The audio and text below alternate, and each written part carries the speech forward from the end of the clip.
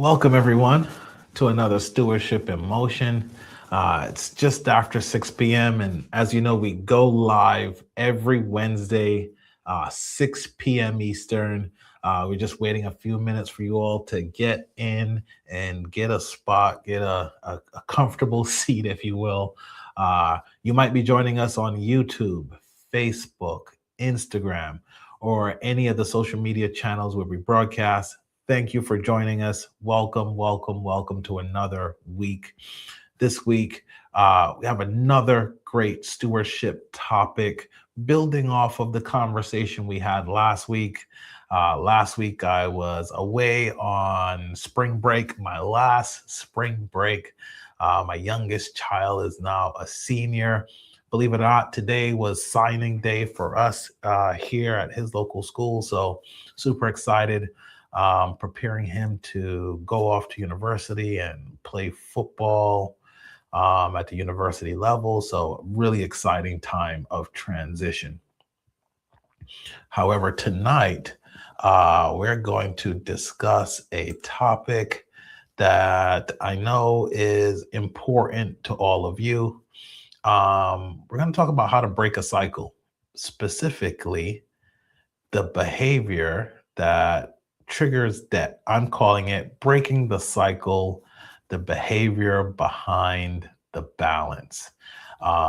So that's what we're going to talk about. It's the 15th week of the year, 15th day of April. Here in America, it's tax day. So you might be rushing to get that done. You may have already got your taxes filed for the year, may already have some of that return money. But I think this is a topic that will resonate with many of you, particularly now that our economy is softened. And no matter where you look at the statistics, our national debt has increased and our consumer debt as individuals has increased significantly. So let's have a conversation about it. Uh, I'll pull up our PowerPoint here and get us started just so you can see our title for the week. So let's start this conversation off with, let's look back a little bit, right? So if you've ever had consumer debt before, you paid it off, you told yourself that this time it's going to be completely different. So after you paid it off, you felt some relief, you felt that freedom. And then after some time, maybe 6 months later, you log into your credit accounts and it's back. Maybe it crept up slowly, few small purchases here, a hard month there. And before you knew it, you're looking at a balance you thought you'd never see again. I've been there myself. So I can definitely identify with this feeling of your debt feeling cyclical. But tonight, we're going to talk about why that keeps happening, and more importantly, how to make it stop, hopefully for good. Um, I'm not a believer that you should have zero debt at all. I believe debt is a tool that can help you leverage the resources you have now to acquire assets. So I think that is the responsible way to use your debt, to acquire assets. If you've been following me for some time, you know I'm a real estate guy. So I like using debt to buy cash flowing real estate that will in turn give me back dollars that I can use to pay down said debt. So that can be a bit of a cycle, but it's a cycle that's actually growing your net worth. Versus if you're a person who has just consumer debt and you're just simply just consuming with your credit card debt and other types of debt, it's not as advantageous because you're paying that back with earned income, dollars you've traded your time for. So we're going to talk about this. So again, welcome back to Stewardship in Motion. If I haven't formally introduced myself, I'm Lionel Allen with the Minding Our Business Academy. And let's get right into it. So tonight we're going to look at a scripture from Romans. We're going to look at Romans 13 and 8. And it's a very interesting, sharp scripture. It almost pierces like a dagger when you get into it. So let's read it. Let no debt remain outstanding except the continuing debt to love one another. Now, last week we talked about debt from the perspective of freedom. We talked about how the borrower becomes a servant to the lender. We expose those chains. But tonight, I want to go a little layer deeper because here is something that doesn't get talked about enough. Many people can pay off debt and still end up right back in the same place, like I mentioned earlier. The balance changed, but the behavior didn't. So tonight, this is not a conversation about numbers. This is a conversation about patterns. So, like I said, I'll be completely transparent with you. I've been here. I've been here several times before. I've cleared up a balance, felt good about it, felt like I finally had it all figured out.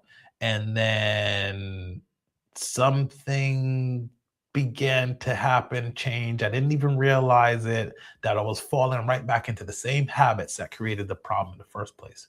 So nobody told me that the issue wasn't actual debt. It's the pattern underneath the debt.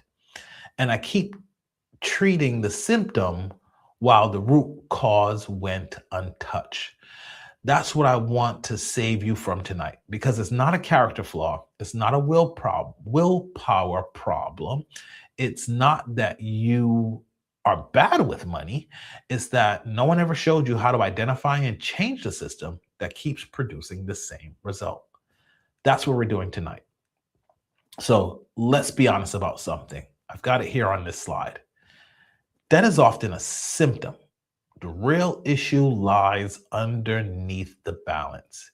It can be emotional spending after a hard week. It can be comparison. So you're scrolling through social media and someone else that you know, like and or respect, they have a highlight reel showing the vacations they went on and the toys that they own, and suddenly you feel like you're behind, or you feel that what they call it FOMO, that fear of missing out, and you feel like I have to keep up with that. Or it can be a convenience. I know for a lot of people, the subscriptions, the DoorDash, the Uber Eats, the Grubhub, just the convenience of not having to cook, not having to go out, that can cause us to go into some debt. It can also be like what we're experiencing right now. There's a war going on. Price of gas in many places has gone up over $1 per gallon. So lifestyle inflation, that's what we would call that. Like I said, I was on vacation last week. I left Georgia. We drove down through Alabama into Florida, and to actually see the swing or the change in gas prices along a 5-hour trip was mind-blowing. Here in Georgia, gas is, depending on where you go, if you go to the big box stores, you can get gas for about $3.40. Most of the gas stations somewhere about $3.69, $3.70. We cross over into Alabama, it's about $3.65-ish in most places right off the freeway. You know, right off the freeway is probably the most expensive gas you can find. So it's somewhere about $3.65 up to $3.75. And then we cross into Florida, and the first gas station is $4.12. And it just kept going up. And it was just astounding to see that in such a short or small geographic area, lifestyle inflation is hitting people pretty hard, to varying degrees. So if you look at this problem, it's simply an absence of a plan. So debt is often behaviors made visible in numbers. So you might want to write that down. I have it here at the bottom of the slide. Debt is often behavior made visible in numbers. So your statement reflects your system. That's what I want you to remember. When you look at that bank statement, as you look at that number increase, it's a reflection of your system. You either have a system or you don't have a system, and that's what is being reflected. If the system is broken, debt returns every time. The card is not the problem. The The actual transactions of what you bought is not the problem. The account is not the problem. It is the habit. The habit is the problem. This is why people say I paid off the card and somehow I'm back maxed out again. The cycle continues because the behavior continues. So like I said earlier, tonight we're going to work on a framework to help us break that cycle. And so in this framework, I'll just give you the answers right up front. This is no gatekeeping, not a test. There's really just three core actions that can help you break that cycle. Number one, you have to name the trigger. There is a trigger to the behavior. Two, you have to build in a pause, something that breaks the initial reaction or whatever makes that feeling kinetic where you go out and begin to spend. I grew up in a culture where folks would get paid on a Friday and it was, the newest pair of Jordans, whatever new outfit for the weekend to go partying or whatever. So it was a cycle of consumption. And that's what begins to build our debt. And third, we have to install new programming, new habits, new behaviors. So by the end of tonight's live, we'll have a framework that you can actually use, not just information, because information doesn't solve anything. We have to have a system. So let's go. Let's talk about first naming the trigger. Every unhealthy financial habit has a trigger. Like we says here in the slide, a cue. It might be a moment, a feeling that comes right before the behavior. Like I said, for some people, that cue was actually getting paid, dollars arriving in their account. And I heard this best many years ago. I was at a real estate mentorship conference. Guy by the name of Brian Buffini. And he was the first person I ever heard break down the psychology of money in this way. He grew up in Ireland, pretty poor, moved to the US, moved to Los Angeles of all places, and he was a waiter. And it's very similar to the Susie Orman type story. And he was looking at the people who were coming into this restaurant, and he would often ask people what they did. And a gentleman told him he was a real estate agent. So he actually began to study and got his real estate license. And he made a lot of money at a really young age. I think he said he was in his 20s when he made his first $1 million. And he went broke also in his 20s after making, I think he said, nearly $2 million. And he said at the root of it was the money made him uncomfortable. And he says that's what happens when we come from situations, backgrounds, cultures where we don't have a lot of money. And then when we get our hands on resources, it makes us uncomfortable. And here's the key statement that he said that it stabbed me like a knife in the middle of the conference. He said, the money makes us uncomfortable, so we do everything in our power to get rid of it. And immediately I knew he was right. It's that feeling of, okay, I have this money, I'm uncomfortable by it, so what do? I get rid of it so I can return to a state of comfort. And like I said, we put it into clothing, cars, subscriptions, entertainment, alcohol, vices. We put the money in a myriad of places. And that's why when we look at people who get windfalls, I've talked about this several times, win the lottery, athletes and entertainers that get large boluses of money for at one time, the money makes them uncomfortable. And then when people, their family, friends, everyone approaches them for the money, because they're uncomfortable, they do everything in their power to get rid of the money. So that may be the cue, that may be the moment. Yours may be different, mine may be different, but ultimately we have to identify what is that feeling, what is that trigger. And most people have never stopped to identify theirs, exactly what it is that makes them feel this way. So let me ask you something. The question is right here in the middle of this slide. And I want you to really sit with this question for a minute and really get to the bottom of it. When you when do you tend to overspend? Or you can even add to it, when do you do your impulse spending? So really let that question sit with you and think about it for yourself. When do you encounter these situations where you either overspend or you have this spontaneous spending that you didn't plan? Is it at the end of a long week? Or is it just when you want to quote unquote treat yourself? Have you been grinding and you feel like, man, I've been working hard, working overtime? And I always use this tagline because I've heard it so much. I work hard, I deserve it. Every time I've heard someone misappropriate some money, it usually that sentence is in there. I work hard and I deserve it.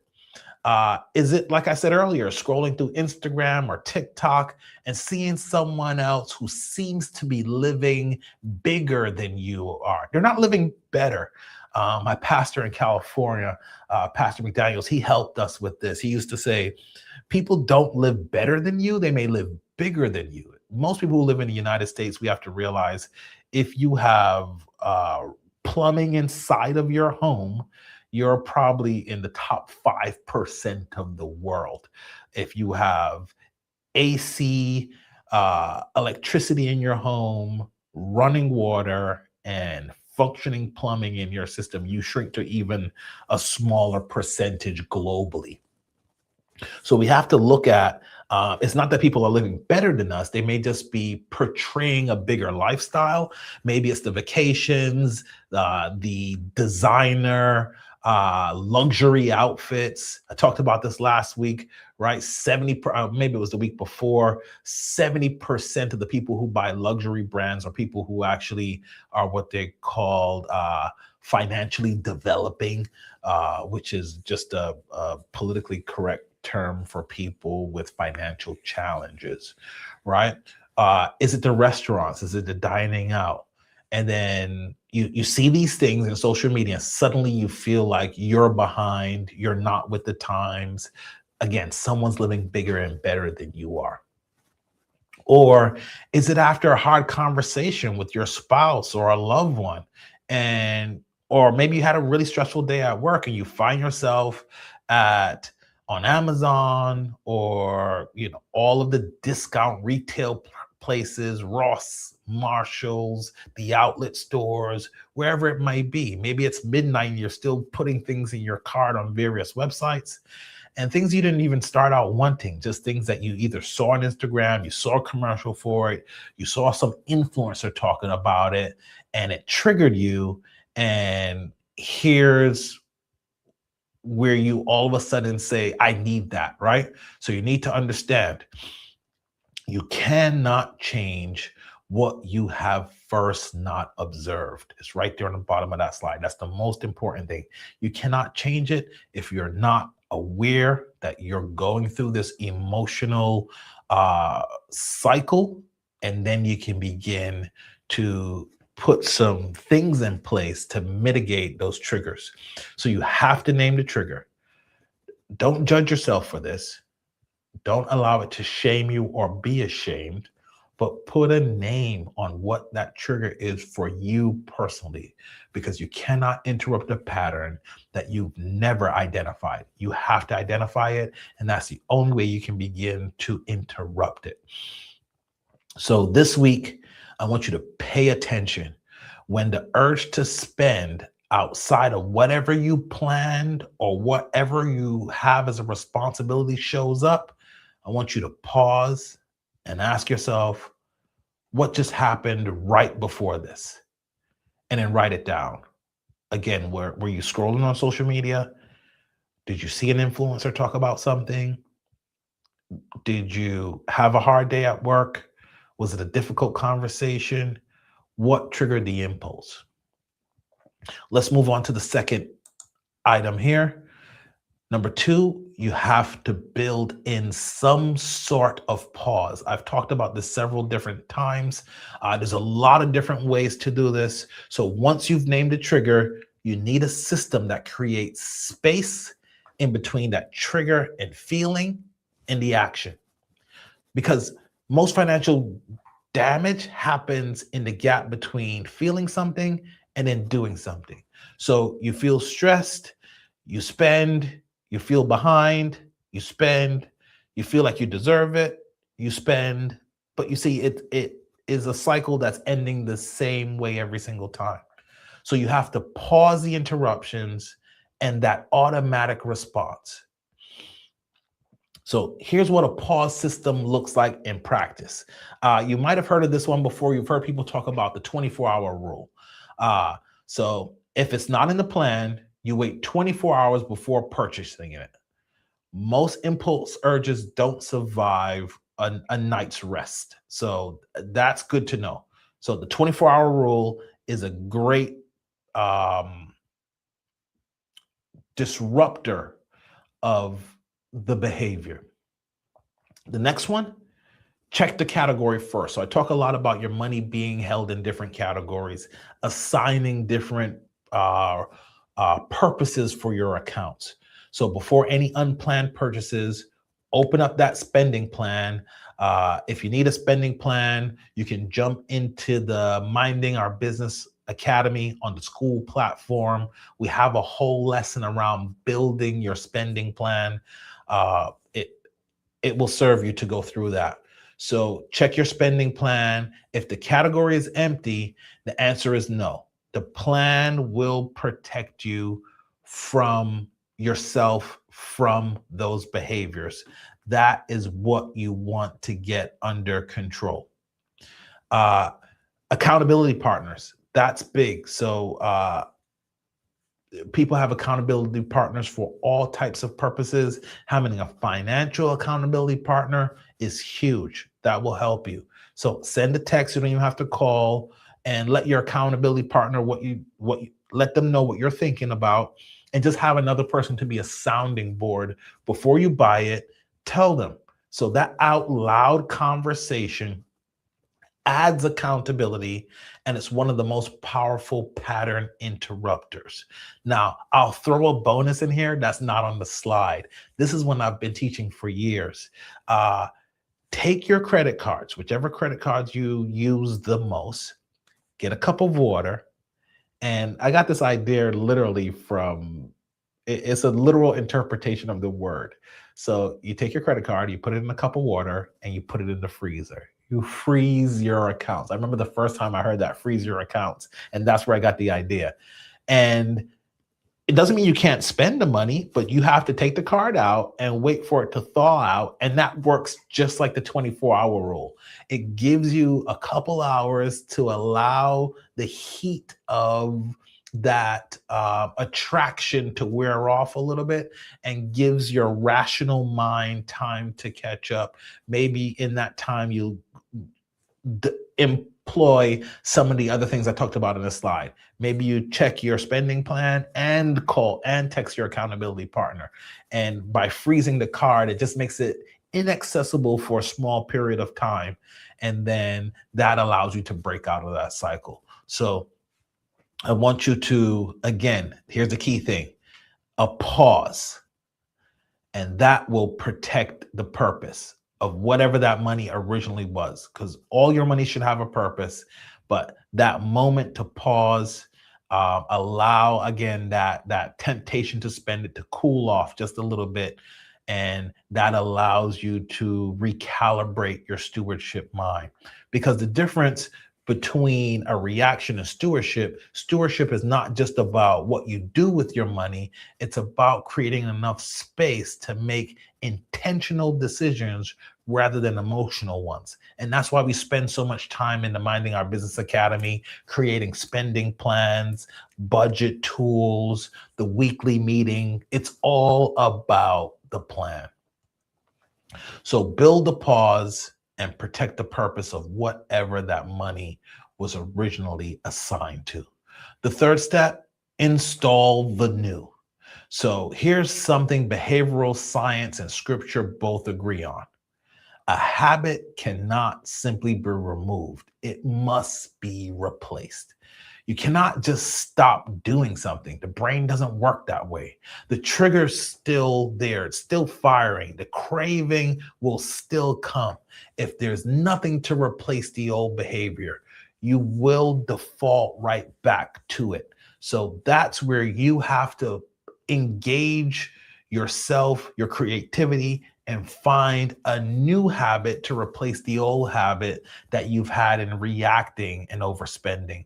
So the question is not just what am I going to stop doing, it's also what am I going to do instead? So let me give you some direct replacements. Instead of emotional shopping, maybe you sit down and do some journaling. I'm a big bullet journal guy. It takes me a little bit of time to design my bullet journal every single week. Maybe that's something you want to do. Prayer always helps. When you feel the heat of that emotion, sit down, journal, and maybe pray through what you're actually feeling. Instead of the impulse spending, maybe you go in, you hear me talk about the operating account and the opportunity account.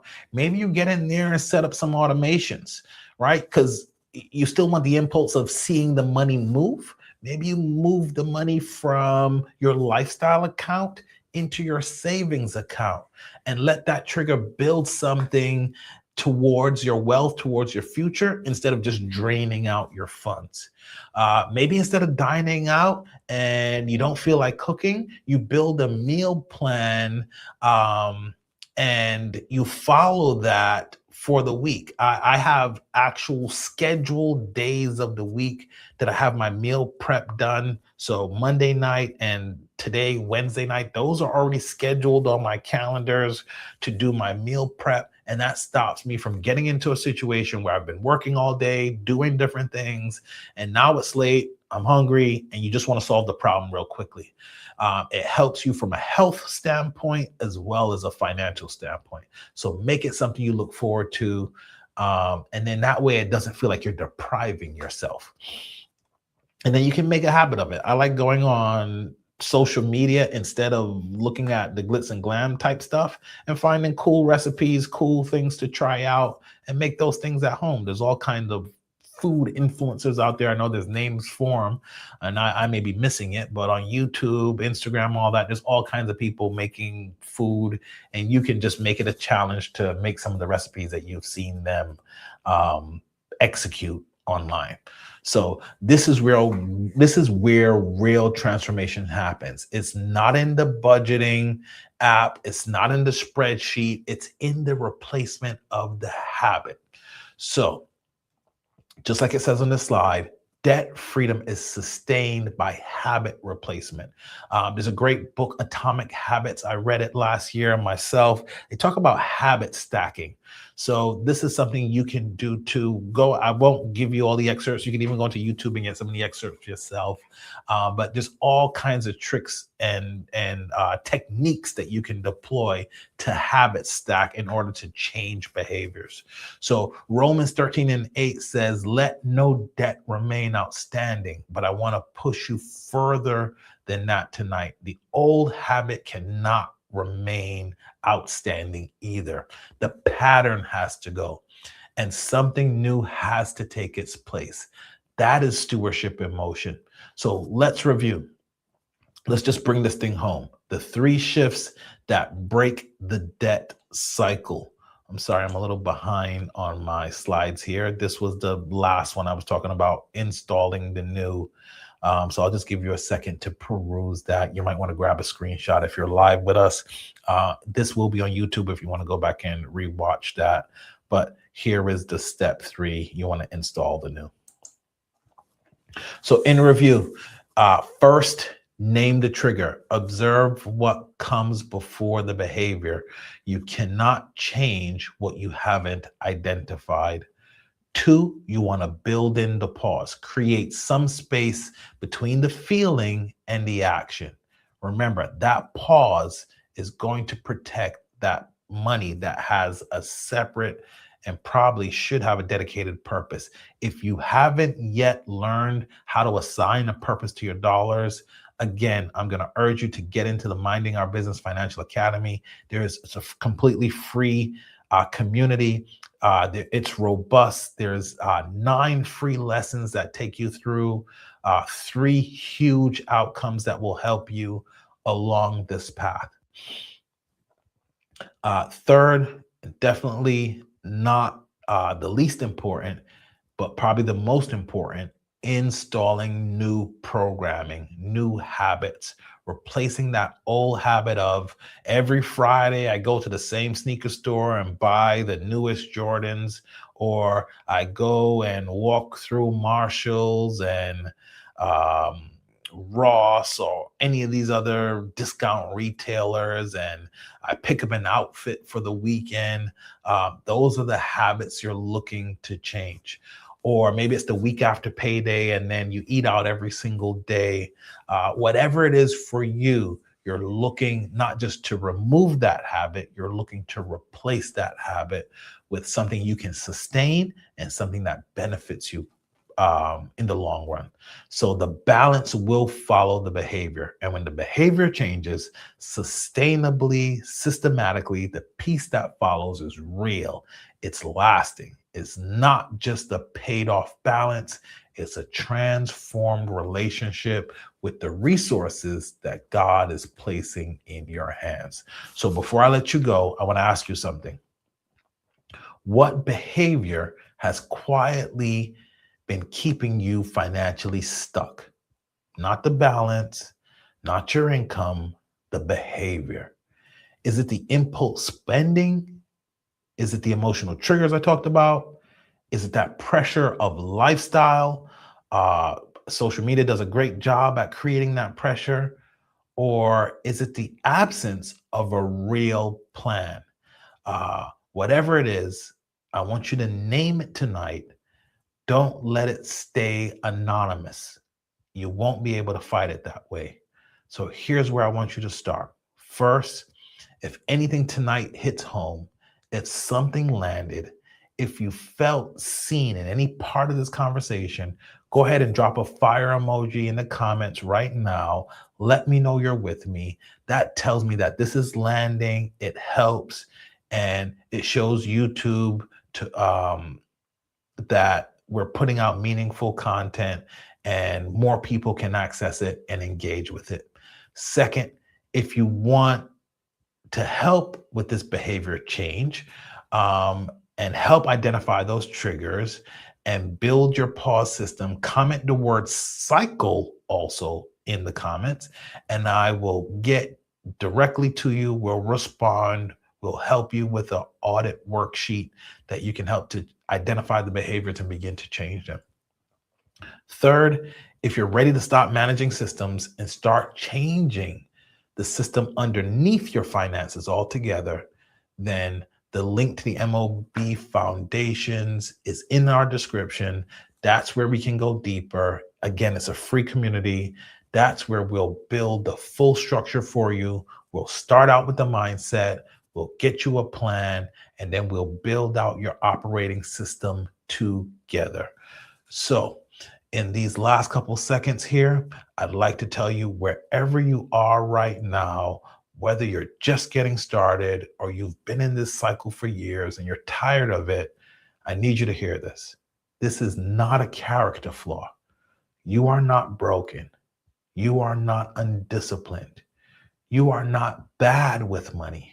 You have been operating without the right system. And systems can be changed. Habits can be replaced. Patterns can be broken. When the behavior changes, the balance will follow. So I'll see you next week. God bless you. Keep minding your business.